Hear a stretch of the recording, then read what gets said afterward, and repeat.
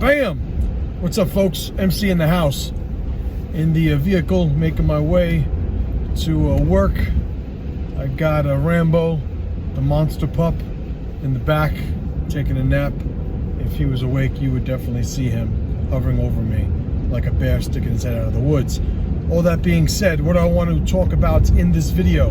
I had a conversation earlier today with one of my coaching students regarding the opportunity that further enhanced restrictions, lockdowns, mandates, and the like, the opportunities that come out of that.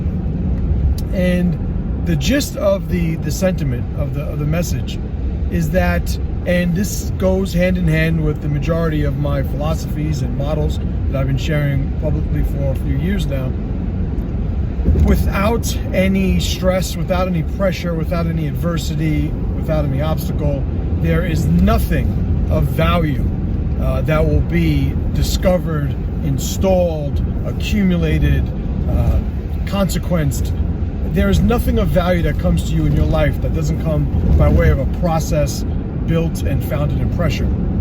Well, with the increased lockdowns and regulations and whatnot, one of the things you're noticing already is that more and more people who were unaffected by the initial lockdowns or the initial reaction to the stuff that's going on. I'm trying not to use too many keywords so the algorithms don't completely destroy this video. But at the onset of this adventure we're all collectively on, there was a reaction. Everybody had a reaction, to varying degrees. Well, as the time goes on, as more and more lockdowns and mandates, restrictions increase, or the up and down, the peaks and valleys of the tyranny that we're discovering, what is happening is more and more people are becoming awake. They're becoming awake in a way they are disconnecting from the machine, right? From the aquarium, we could say from the matrix pods that they've been embedded in, not only recently but arguably generationally. More and more people are realizing that the guy they were trusting in January, they stopped trusting in maybe May, and now they're outright opposed to come November, December. All of the messages that they're getting from all of the talking heads, whether it's news, entertainment, anybody of significance, anybody of influence that is out there, if we don't recognize what their mission is as an individual, then we're not going to understand the strategy, with which they're delivering their messages. And by the way, I fall into that same category.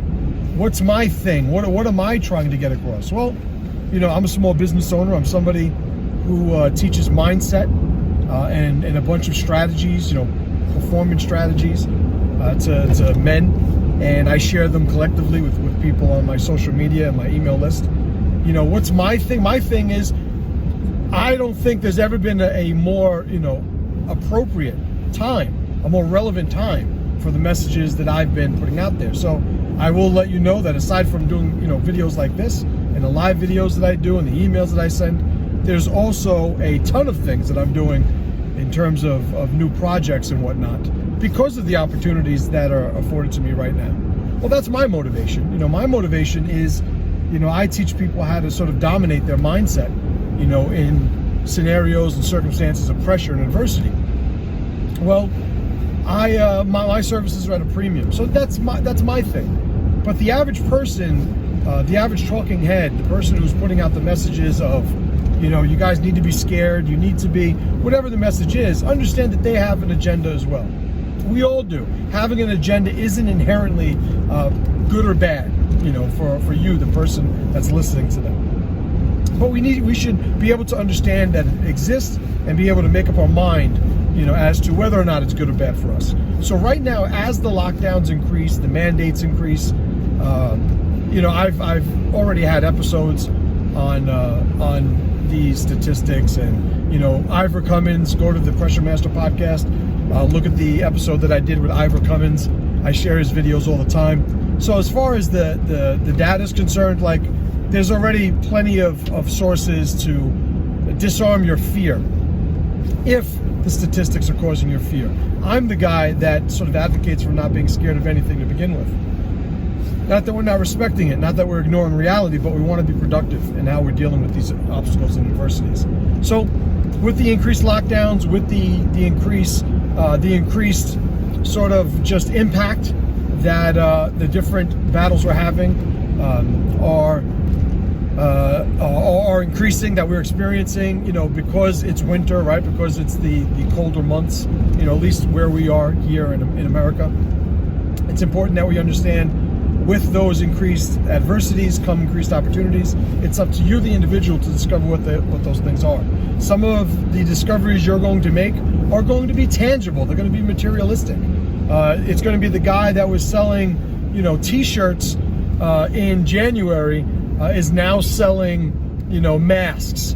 Not that I'm an advocate of such a strategy, but these are the materialistic opportunities that people will find. Or, more abstractly, not necessarily material, but my services. I dealt with a lot of individuals looking to better their businesses, better their relationships, better their approach to, their individual missions and lives. Well, that was the basis of what I was doing. Now, a lot of specialization is occurring because people are being impacted by the adventure we are on currently as a society. So I'm experiencing new opportunities. Well, some of the opportunities that you experience might be on the other side of those empowering sort of relationships. You might be the individual who, because you're going through a level of adversity right now that you never have before, you are becoming somebody for the first time that you've never known yourself to be. There is no power without the pressure. And whether you like it or not, you are being force-fed, a sort of power system, and you are plugged in reluctantly or otherwise. And the good thing, the silver lining, is more and more people are being recruited into that every day. Now, is this sustainable? Some people say, oh, we can't last like this, we can't last like this. Well, it's never going to be like this. I think it's a moot point, a moot observation to make, to argue that this isn't sustainable. Because the thing is, who the people are, who we are, in 3 months from now, are going to be different than who we are now. Who we are now is different than who we were collectively 6 months ago. The old saying is, a man never steps in the same river twice.